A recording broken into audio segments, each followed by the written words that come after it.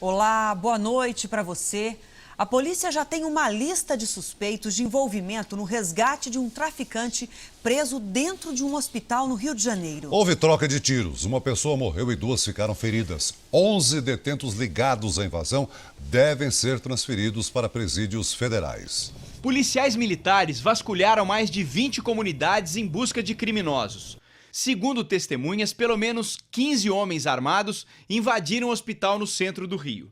Depois de render uma funcionária na recepção, eles foram até o 6º andar resgatar o traficante Nicolas Labre Pereira de Jesus, o Fat Family. Os policiais que faziam a escolta não ofereceram resistência. Eles ganharam ali a escada e ficaram lá embaixo apontando o fuzil pra gente, enquanto o outro grupo rebentou a algema e conseguiu tirar eles. Na saída houve troca de tiros. Todo mundo correndo, apavorado, tentando se proteger. E os pacientes, debaixo da cama, todo mundo acordado, né? 2 pessoas ficaram feridas. Ronaldo Luiz Marriel, de 35 anos, também foi baleado e morreu. Para quem está governando o Estado, né, para quem tem responsabilidade para acabar com isso, com essa violência, é só um dado estatístico, né? Agora, para a família que está aqui, para todo mundo, é uma dor terrível. Fat Family estava internado há 6 dias, depois de ser baleado numa operação policial. A Polícia Civil foi informada sobre um plano para resgatar o traficante. A PM foi alertada e aumentou de 4 para 5 o efetivo na segurança. Nós não temos condições de, a cada informe que a gente recebe, botar 30, 40, 50 policiais militares para tomar conta de determinada situação. Nicolas Pereira de Jesus, conhecido como Fat Family, é o chefe do tráfico no complexo de Santo Amaro, no Catete, zona sul do Rio. Ele é irmão do traficante Marco Antônio Firmino da Silva, o Maitor, que está preso desde 2007. O tio deles é Edson Pereira Firmino de Jesus, o Zaca, que cumpre pena por tráfico no complexo penitenciário de Bangu. Numa gravação enviada ao detento, a quadrilha comemora a ação no hospital. Trouxemos o mano tá na rua com nós, Só falta você agora, vamos lá e buscamos. O amigo tá aqui, tá bem, nós tá aqui, mano, tá bom. A divulgação do áudio provocou uma reação imediata. O juiz titular da Vara de Execuções Penais determinou a transferência de Edson Firmino de Jesus, tio do criminoso resgatado, para um presídio de segurança máxima. Já a Delegacia de Homicídios, que está à frente do caso, tem uma certeza: os traficantes tiveram ajuda para organizar a invasão ao hospital. Os PMs que faziam a escolta no hospital também serão investigados. Tudo indica que uma ou algumas pessoas colheram informações, planejaram essa ação e passaram essas informações para esses marginais para executarem. O secretário de Segurança não quer mais presos em hospitais da rede pública. Que se monte um hospital de campanha para que as polícias não sofram mais, não só essa questão de fazer esse verdadeiro tour com uma pessoa presa e ferida, mas que também não exponham os médicos, os enfermeiros e a própria população. Agora, uma novidade importante para quem quiser ter bebê por cesariana. Só depois de 39 semanas de gestação. A determinação é do Conselho Federal de Medicina, que quer mais 2 semanas de segurança para a saúde do bebê. Nicolas tem 1 dia de vida. Leila queria que fosse parto normal, mas não conseguiu. Eu vim para ter normal, só que eu estava sem dilatação, então teve que induzir o parto. Hoje, o Conselho Federal de Medicina anunciou que a partir de agora as grávidas só podem optar por parto cesárea após as 39 semanas de gestação. O protocolo anterior estabelecia 37 semanas. A resolução deve ser publicada no Diário Oficial nos próximos dias e vale para todos os casos, exceto aqueles que houver riscos para a mãe e o feto. Na 39ª, eles estão não só formados, mas maduros, do ponto de vista de se adaptar à condição exterior. A nova regra diz que a decisão é da mãe e do médico que acompanha a gestação, mas ela deve receber orientações claras sobre os benefícios e riscos dos procedimentos. E se escolher a cesárea, deve assinar um termo de consentimento. Essa decisão de qual parto será realizado, isso é extremamente importante. E sempre ressaltando que se for uma mulher saudável, que não tenha nenhuma doença, a via preferencial é o parto normal. O Ministério da Saúde recomenda que o parto normal seja sempre a principal opção, uma vez que cesarianas feitas sem necessidade aumentam as chances do bebê ter problemas respiratórios e o risco de morte para a mãe. Eliana está com 39 semanas. Queria o parto normal, mas como a pressão subiu, a médica optou pela cesárea. Que venha com saúde, que seja perfeito, assim, né? Que corra tudo bem. Para mim, cesárea não tem problema, não.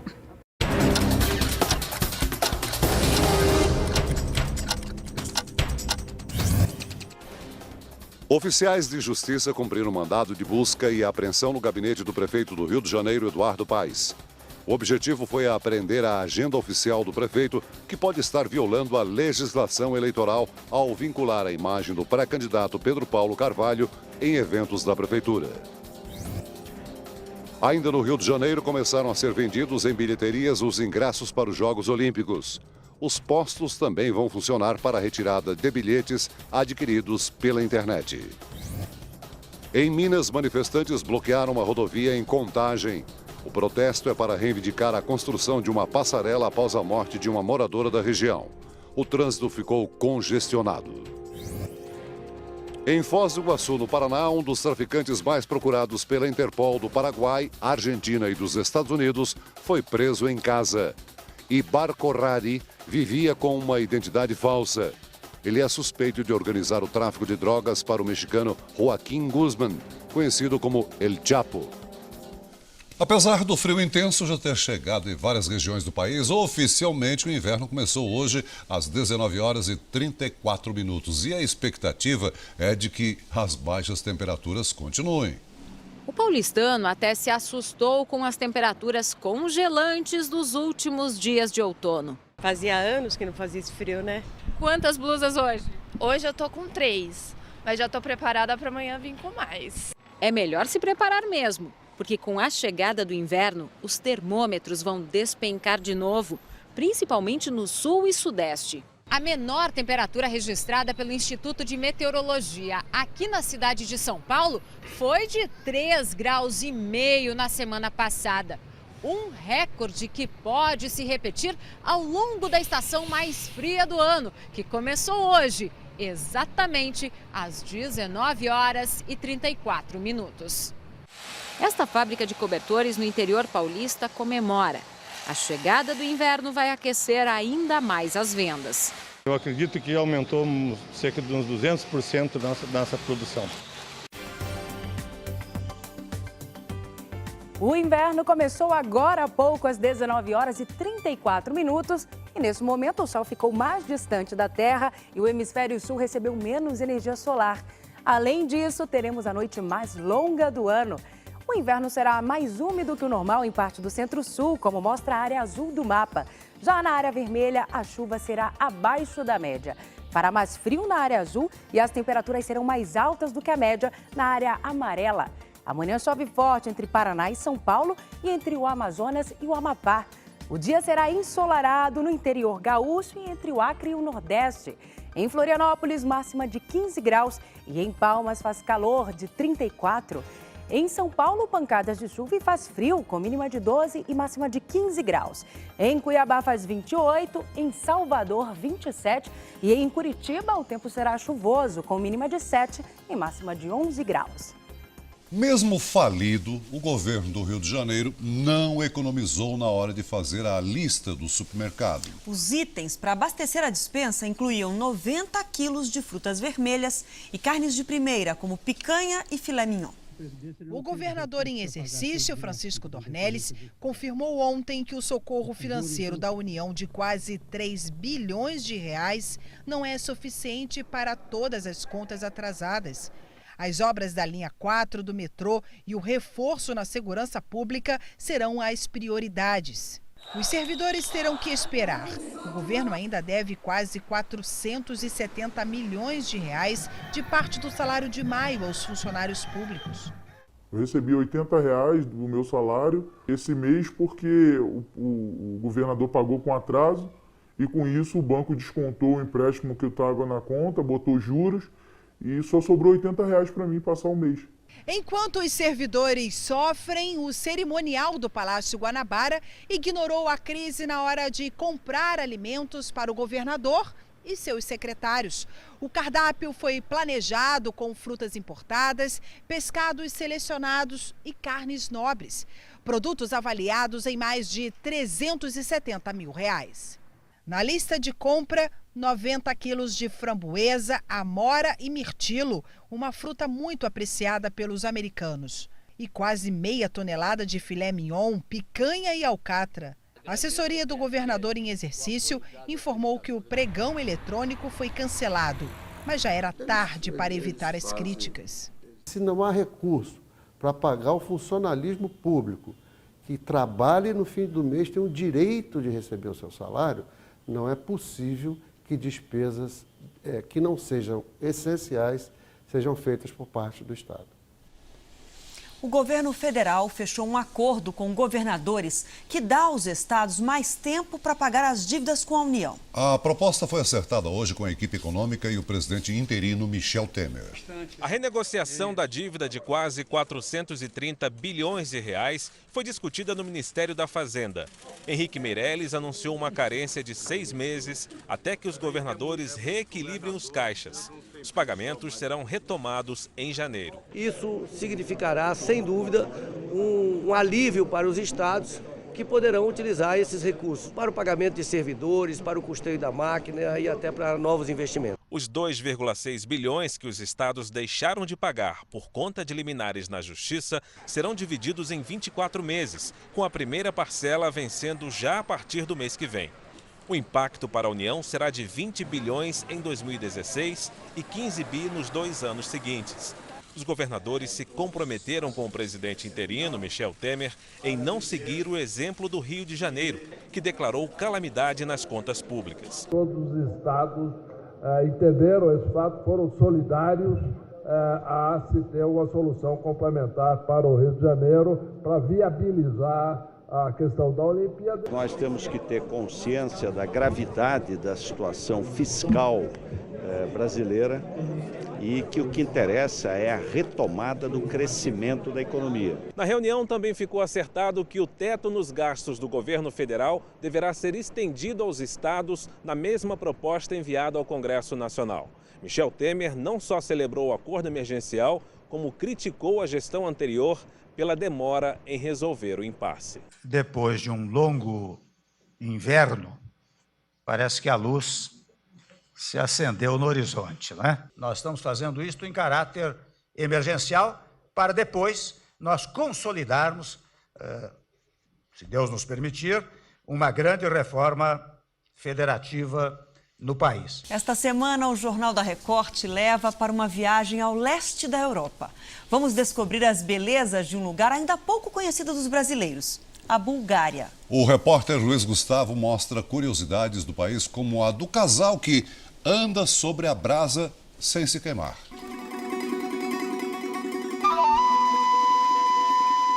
Anoitece. Uma fogueira especialmente preparada para um ritual de 6.000 anos, um dos mais antigos da humanidade. O que está para começar aqui é uma das cerimônias mais tradicionais do leste europeu. Essas madeiras vão se transformar em brasas e as pessoas vão caminhar sobre elas sem queimar os pés. Estamos na Bulgária, sudeste do continente europeu. Um país pequeno, do tamanho de Pernambuco, que faz fronteira com a Romênia, Mar Negro, Turquia, Grécia, Macedônia e Sérvia. E com uma população menor que a cidade de São Paulo, cerca de 8 milhões de habitantes.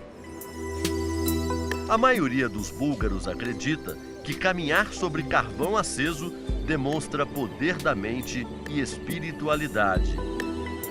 É também uma maneira de atrair felicidade.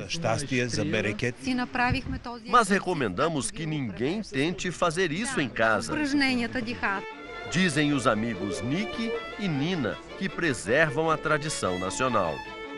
Um simples flash de uma máquina fotográfica pode desconcentrar o casal. Por uma questão de segurança para os dois, nós vamos então acompanhar o ritual, mas sem a luz da nossa câmera. Sob os olhares atentos da plateia curiosa, os dançarinos percorrem as brasas que estão em círculo e chegam a 1.500 graus.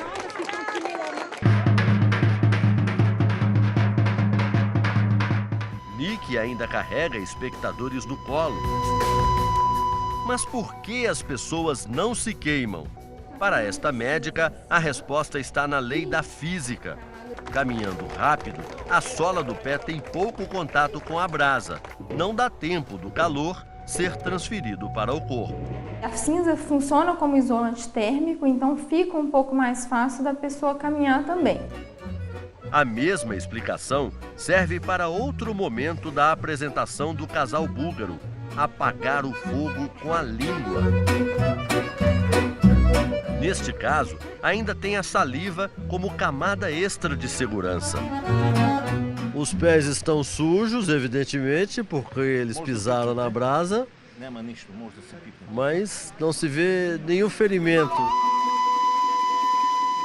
Desvendado o segredo do fogo, vamos em busca de mais uma curiosidade do país.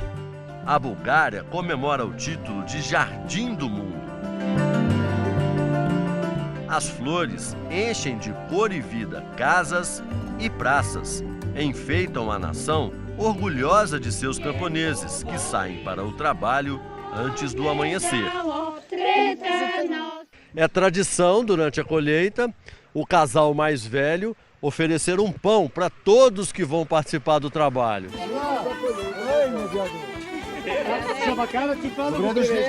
Homens, mulheres, amigos e vizinhos. Em época de colheita, os búlgaros somam esforços nos campos. Dá para colher 30 quilos por dia, mas tem gente que consegue até 100, diz a senhora.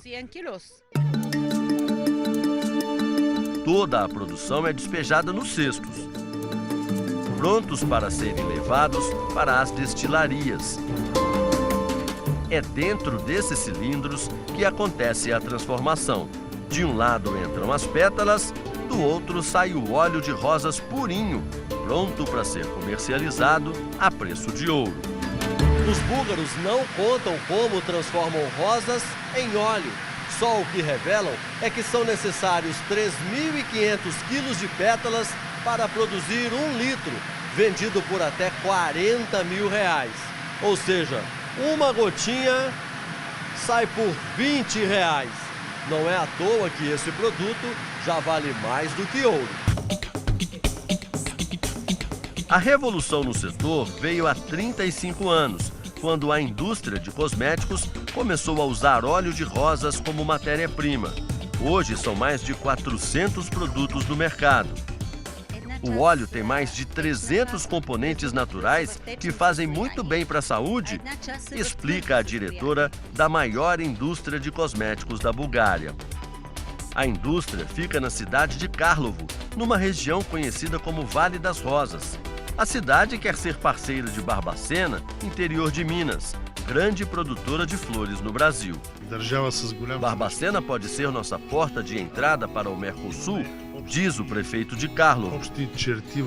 Já temos uma sinalização realmente de Barbacena para poder efetivar realmente a continuidade desses trabalhos e estamos aqui realmente efetivando essa aproximação.